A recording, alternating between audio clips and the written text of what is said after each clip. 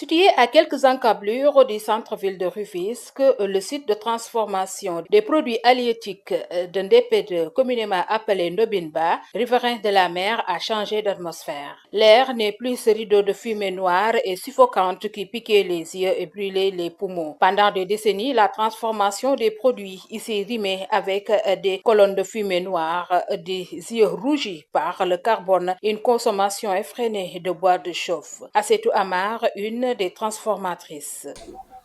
mu ngi nii lu gis ngeen saxaar si waa jën bi dañuy xëy dem géej uti jën boo amee jën Chaque matin, boo ñëwee da ngay nous teraw nous koon rendons ni au quai pour acheter le poisson. Au début de la chaîne, les hommes étalent le produit à même le sol. Nous achetons ensuite le matériel nécessaire au conditionnement, notamment de la cire et du carton. Demain, les femmes interviennent pour l'écaillage. Leur aide nous est précieuse avant que les hommes ne reviennent pour la phase de séchage et du fumage du poisson. Malgré nos efforts constants pour maintenir l'activité, nous faisons face à un sérieux problème de sécurité sur notre site de travail. Nous faisons de notre mieux pour sécuriser les lieux. lépp dañ ñu koy defal buñ ñu weeralee bu ñu xoolee ba pare du gis nga paan bu ñu xëyee góor ñi ñooy weer. Aujourd'hui, une petite révolution silencieuse est en marche grâce à l'introduction de fours modernes. Un virage raconté par ceux qui le vivent au quotidien. Pour Mme Koumba Gadjaga, transformatrice, l'arrivée de ces nouvelles installations est d'abord un soulagement actif depuis des années sur le site. Elle se souvient de la pénibilité et de l'ancienne méthode.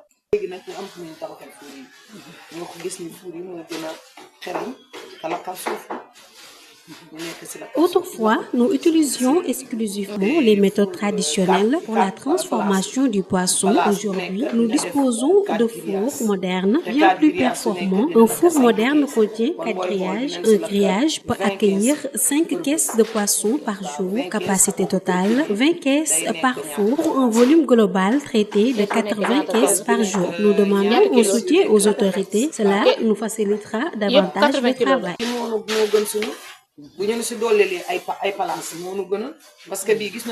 Fallou Fall, expert en fumage de produits halieutiques depuis 17 ans, explique l'impact qui se mesure directement dans la qualité du produit fini et le gain de temps.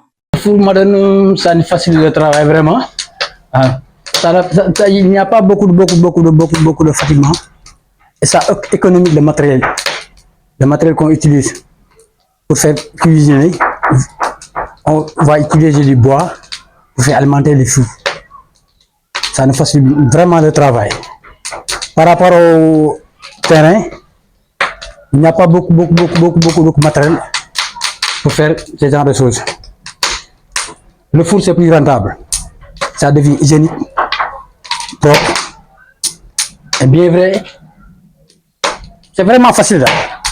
Pour te dire, c'est vraiment facile. Chaque jour, Fallou Amar charge et surveille les fours pour transformer près d'une centaine de caisses de hareng. L'objectif est de produire le kétiar, ce poisson fumé traditionnellement très prisé pour sa saveur forte et sa longue conservation qui s'invite dans de nombreux plats nationaux. Mais par rapport au four, c'est plus hygiénique, c'est plus facile à travailler, ça ne prend pas beaucoup de temps. Ça nous facilite vraiment le travail là. Il n'y a pas de carton, c'est du bois. Non, c'est du bois. On est plus naturel. On va faire allumer le feu. Tu fermes la porte. Tu vas s'asseoir là-bas, prendre ton thé aisément.